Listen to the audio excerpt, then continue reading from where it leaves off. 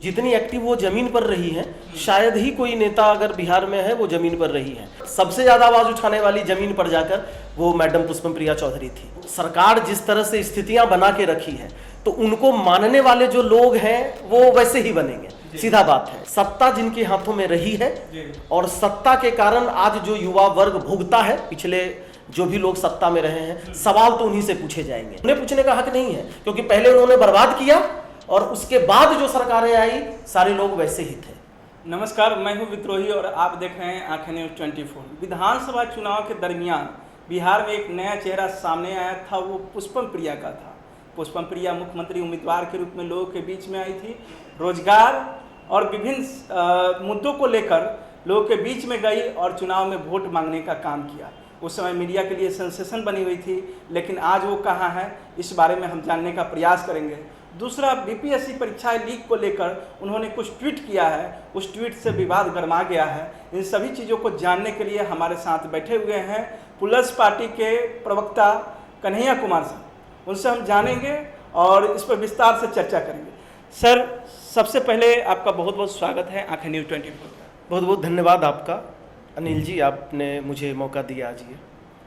Sir, चुनाव के दरमियान में प्लस पार्टी की जो प्रमुख है पुष्पम प्रिया जी, उनको बार बार मीडिया के माध्यम से, सोशल मीडिया के माध्यम से, अन्य वजहों से हम लोग जानते थे कि ज़मीनी स्तर पर उतरकर कुछ काम कर रही है, लोगों को मुद्दों की राजनीति करना सिखा रही है, लेकिन वर्तमान में उनकी खबरें आना लगभग गायब सी हो गई है। क्या कारण है, अभी वो कहाँ है?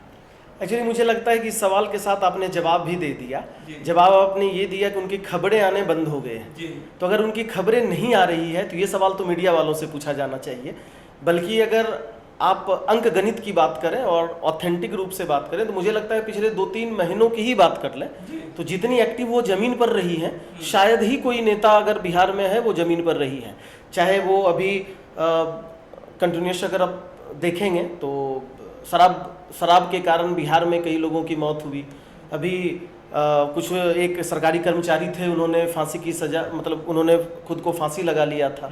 सबके पास जाना, सबसे मिलना। एक अभी बहुत बड़ा केस हैंडल हुआ था, एक आरटीआई एक्टिविस्ट की मौत हो गई थी और उसके बेटे ने सुसाइड कर लिया। चंपारण की बात मैं कर रहा हूँ। उस पर सबसे ज़्यादा आवाज़ उठाने वाली जमीन पर जाकर वो मैडम पुष्पम प्रिया चौधरी थी। और आज भी जो जमीन पर सबसे ज़्यादा घूम रही है, सबसे ज़्यादा जा रही है, अब मीडिया कवरेज नहीं दे रहा है या मीडिया में इसकी खबर नहीं आ रही है, तो मुझे लगता है कि उनको दोष देना बेईमानी होगी। और अब मीडिया को भी उनका जो एक मानक है, अभी एक और मैं बात बता दूं, क्योंकि ये सवाल आपने किया नहीं, कि कई लोग इस बात का जिक्र कर रहे हैं कि नोटा से भी कम उन्हें वोट आया था। तो मुझे लगता है कि बांकीपुर विधानसभा में उनकी जो वोटों की संख्या थी वो 5000 से ज़्यादा थी और जो नोटा था वो 1500 से कम था, 1200-1400 का वोट था। लेकिन फिर भी लोग इसको बोल रहे हैं कि नोटा से भी कम वोट आया। तो या तो उन्हें पता नहीं पिछले 30-40 सालों में जो स्थितियां रही हैं, शिक्षा का स्तर बिल्कुल गिर गया है, ताकि उन्हें समझ में ही नहीं आता कि 1200 बड़ा है कि 5000 बड़ा है, या तो उन्हें समझ में नहीं आ रहा। कई मीडिया बंधुओं ने इस चीज को दिखा दिया और वो बोल दिए। ये तो इलेक्शन कमीशन पर भी सवाल खड़े हैं, उनके वेबसाइट पर ये है कि नोटा से ज्यादा आया था। तो मुझे लगता है कि अच्छा है कि आपने यह सवाल पूछा। खबरें नहीं दिखाई जा रही है तो ये सवाल उनका नहीं है, उन्हें जमीन पर काम करना चाहिए और ट्रूथ, सच्चाई की जीत होनी ही है। तो लोग जानेंगे ही, मीडिया उसे दिखाए या ना दिखाए। काम के माध्यम से उनकी पहचान बनेगी, चाहे वो मीडिया दिखाए या न दिखाए, ये कह रहे हैं। अभी एक ताज़ा मामला आया है बीपीएससी पेपर लीक का, उसको लेकर उन्होंने ट्वीट किया है, जिसको लेकर राजनीति गर्मा गई है। क्या ट्वीट था और उसको लेकर क्या कुछ प्रतिक्रियाएं सामने आ रही है, इसके बारे में थोड़ा सा बताएं। नहीं, मुझे लगता है कि उसमें कोई राजनीति नहीं गरमाई है। अब जैसी सरकारें पिछले कुछ दिनों में, कुछ सालों में रही है, तो सरकार जिस तरह से स्थितियां बना के रखी है तो उनको मानने वाले जो लोग हैं वो वैसे ही बनेंगे। सीधा बात है। जैसे मैं इसको एक एग्जांपल देना चाहूँ कि हम लोग कई बार कोशिश करते हैं कि स्लम एरिया में जाकर कुछ बच्चों को पढ़ाया जाए, तो बहुत मुश्किल होता है। हम उन्हें बार बार नहीं समझा पाते हैं कि हम तुम्हें पढ़ाने आए हैं, हम तुम्हारी जिंदगी को बनाने आए हैं, लेकिन उन्हें लगता है कि 2 रुपया मिल जाए, उन्हें लगता है कि कुछ टॉफी दे दिया जाए। तो जिस तरह से उनको पढ़ाना मुश्किल है, तो इसी तरीके से कुछ लोग हैं जो उनके फॉलोअर्स हैं, या जो पुराने सत्ता पर लोग बैठे हैं उन्होंने एक ऐसा जाति का नशा या उन्हें इस तरह से बना दिया है, वो समझ ही नहीं पा रहे हैं कि विकास की राजनीति होनी चाहिए, हर युवा को विकास की राजनीति करनी चाहिए, वो ले देकर जात पर उलझ जाते हैं। तो मुझे नहीं लगता कि इस पर कोई राजनीति गरमाया है, और बहुत ही साफ सवाल है। सत्ता जिनके हाथों में रही है, सब बीपीएससी को लेकर उन्होंने क्या ट्वीट मैं किया? वही चीज बता रहा हूँ कि बहुत साफ सवाल है, साफ जवाब है। सत्ता जिनके हाथों में रही है और सत्ता के कारण आज जो युवा वर्ग भुगता है, पिछले जो भी लोग सत्ता में रहे हैं, सवाल तो उन्हीं से पूछे जाएंगे। अब वो किस जाति से हैं, लोग अगर जाति की बात कर रहे हैं तो मुझे लगता है कि वो लोगों को बरगलाने की कोशिश कर रहे हैं कि विकास से ज्यादा जाति को वो ज्यादा वैल्यू दे रहे हैं।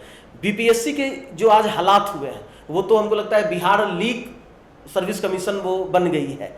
अगर उसको आप बोलेंगे तो जो पब्लिक, अगर आप सर्विस कमीशन की बात करें तो वो बिहार लीग हो गई है। वो जैसे उसको आप लोक सेवा आयोग के जगह पर लीग सेवा आयोग, बिहार लोक सेवा ना होकर वो बिहार लीग सेवा आप इसको कह सकते हैं। तो ये इन्हीं लोगों का कारनामा है, चूंकि उनको लगा कि वो जाति के नाम पर लोगों को बरगला देंगे, बरगलाने के बाद लोग, युवा वर्ग जो है जाति में उलझे रहेंगे। लेकिन आज युवा को जॉब चाहिए।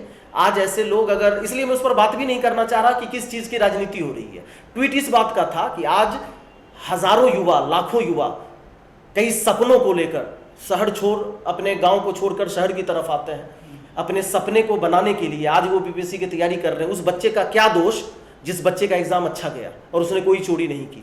तो जवाब सबको देना होगा, और जवाब इन्हें नहीं देना होगा। बिहार लोक सेवा आयोग का गठन कोई इनके काल में नहीं हुआ है। ये बिहार लोक सेवा आयोग का गठन उस समय भी हुआ जब जातिवाद और अपने परिवारवाद के कारण उन्होंने बर्बाद कर दिया सारे सिस्टम को। तो आज ये, अगर यह सवाल पूछेंगे कि वर्तमान सरकार क्या कर रही है, तो वर्तमान सरकार के साथ साथ ये लोग भी जिम्मेदार हैं जो पिछली सरकारों में थे, जिन्होंने युवाओं को यह हाल किया। ये भी तो डिप्टी चीफ मिनिस्टर रहे हैं, इनके भी शहजादे तो रहे हैं। तो आखिर वो रहे हैं तो उनको किस हक से यह लोग यह भरोसा करेंगे कि वो यह सवाल पूछेंगे कि आज ऐसे हालात क्यों? उन्हें पूछने का हक नहीं है, क्योंकि पहले उन्होंने बर्बाद किया और उसके बाद जो सरकारें आई सारे लोग वैसे ही थे। तो जो सरकारें आई, सवाल उनसे हैं। जो लोग भी सरकार में नेता हैं, आज के समय में हमारे समाज में उपस्थित हैं, उनसे पुष्पम प्रिया जी ने ट्वीट के माध्यम से सवाल पूछने का काम किया था। तो इसको लेकर जाति कहाँ से आ गई? कैसे लोग जाति का आरोप लगा रहे हैं कि वो जाति की राजनीति कर रही हैं? जो बहुजन समाज के लोग थे उन लोगों को निशाना कर रही है, निशाना साध रही है। ये कहाँ से आ गया? नहीं, मुझे लगता है कि सबसे पहले तो उन्हें जानकारी लेने की जरूरत है कि जननायक इस धरती की मिट्टी पर जिन्हें कहा जाता है वो भी उसी समाज से थे। वो जनरल समाज से नहीं थे, लेकिन उनको क्यों जननायक कहा जाता है? सभी लोग पूछते हैं, क्योंकि उन्होंने सभी वर्गों को लेकर साथ चलने का, सभी वर्गों को लेकर अगर जाति से कोई प्रॉब्लम होती, ये चाहते हैं कि लोग को नहीं पता उस चीज का, तो वो बरगलाने की कोशिश करते हैं। लेकिन आज युवा वर्ग पढ़ा लिखा है, अगर जाति की बात होती तो जननायक की भी बात होती। इस देश में पूंजीवाद की लड़ाई लड़ने वाले जो पहले मुख्यमंत्री थे उन्हें बिहार केसरी कहा जाता है, जिन्होंने दलितों की एंट्री करवाई थी देवघर में। अगर जातिवाद को लेकर बातें होती तो सबकी बातें होती। 1990 से बात इसलिए की जाती है, मैं आपके चैनल के माध्यम से यह बताना चाहूंगा, युवा वर्ग तो समझते हैं लेकिन जो लोग इस पर राजनीति करना चाहते हैं, 1990 से आर्थिक क्रांति की शुरुआत हुई थी पूरे देश में, और इसलिए 1990 से बात किया जाता है कि 30 सालों में इन लोगों ने बर्बाद कर दिया। उस आर्थिक क्रांति का हेल्प लेकर कितने राज्य कहां से कहां पहुंच गए, और इन सरकार जो सारे लोग बैठे हुए थे, इन लोगों ने उस आर्थिक, जो एक आर्थिक आजादी की बात हो रही थी या जो एक आर्थिक क्रांति आई थी, लगा था कि आर्थिक क्रांति की मदद से आर्थिक आजादी आ जाएगी लोगों को, यहां वो जात में सब उलझा के रख दिया। गलत चीज का सलूशन होता है, गलत चीज का सलूशन कभी गलत काम नहीं होता है। अगर पिछले कई सालों में गलत काम हो रहा था, इसका मतलब क्या कि हम आकर जाति पर लड़वा देंगे, मरवा देंगे। और आज भी अगर कुछ लोग उन्हें यह चीज करना चाह रहे हैं या उन्हें सपोर्ट करना चाह रहे हैं, तो मुझे लगता है वो बरगलाने की कोशिश कर रहे हैं, वो बस अपनी रोटी सेक रहे हैं। और युवा वर्ग समझदार है, उन्हें रोजगार चाहिए, ये जाति नहीं चाहिए। हाँ, अब जब कोई व्यक्ति कुछ काम करेगा तो वो किसी ना किसी जाति का होगा, तो यह बातें समझनी होगी। वो जाति की बात कर रहा है कि रोजगार की बात कर रहा है। पुष्पम प्रिया चौधरी को लोग क्यों जानते हैं? अगर उन्हें पता होता कि जाति की राजनीति बिहार में हमको करनी है, तो वो भी कोई सेना बना लेती। क्या जरूरत था गांव-गांव की पगडंडियों का वो खाक छानने का क्या जरूरत था, कीचड़ में उतरने का। इंग्लैंड से पढ़ के आई थी, लोग उसे इंग्लैंड वाली कहते हैं, तब तो उन्हें जरूरत क्या थी, वो तो सबसे आसान से आती, क्या जरूरत था इतना संघर्ष करने का, पढ़े लिखे लोगों की टीम बनाने की, हम जैसे लोगों को मौका देने का, जो कभी सोचे नहीं थे कि आज के परिवेश में राजनीति में आ सकते हैं।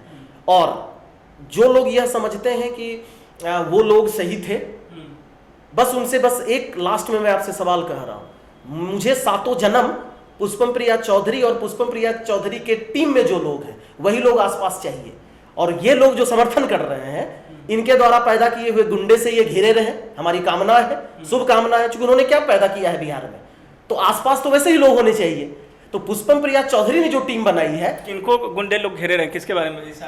जिनके बारे में वो जाति की बात कर रहे हैं कि आप वो बहुजन के नेता हैं, तो उन्होंने जो राज बनाकर रखा है, अपराध को जिस सीमा तक पहुंचाया है, उससे जो गुंडे पैदा हुए हैं, मेरी शुभकामनाएं हैं कि उनसे पैदा किए हुए जितने लोग हैं सभी आपके आसपास रहें।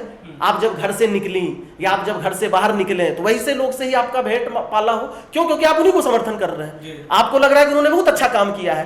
तो मैं भगवान से दुआ करूंगा कि वैसे ही लोग आपके आसपास हो, और मैं भगवान से दुआ करूंगा कि पुष्पम प्रिया चौधरी की टीम सातों जन्म हमारे साथ हो, जैसी टीम उन्होंने बनाई है, ताकि हमें हमेशा यह मस्तक हमारा शान से ऊपर रहे कि जीत हार अलग चीज है, लेकिन हमारे पास एक बहुत शानदार टीम है जिसका सिर्फ मकसद है बिहार बदलना। जाति धर्म से उठकर, फिर दोहरा रहा हूं कि जाति की बात होती तो वो सबसे आसान आती, सबसे आसान तरीके से वो जाति का एक सेना बनाती, जो सब लोग करते आए हैं तथाकथित।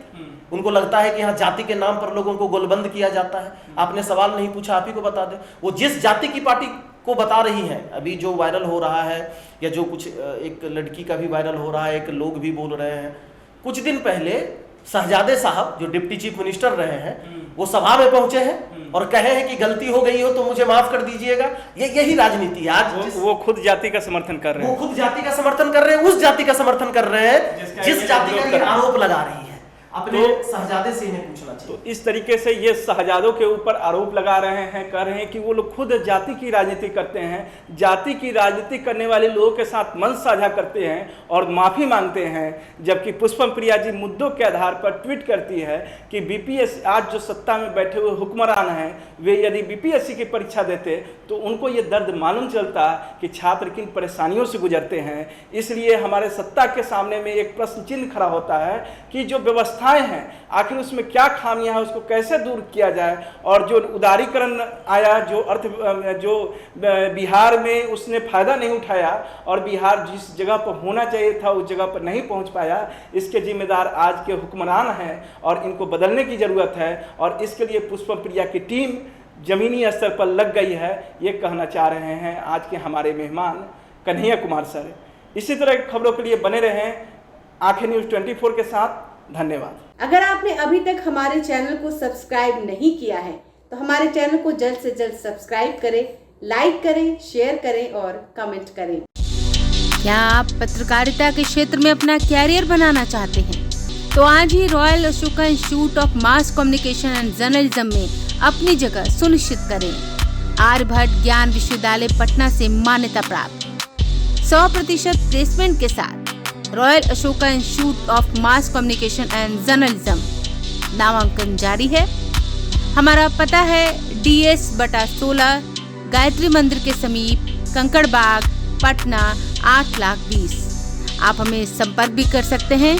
हमारा मोबाइल नंबर है 9955456126।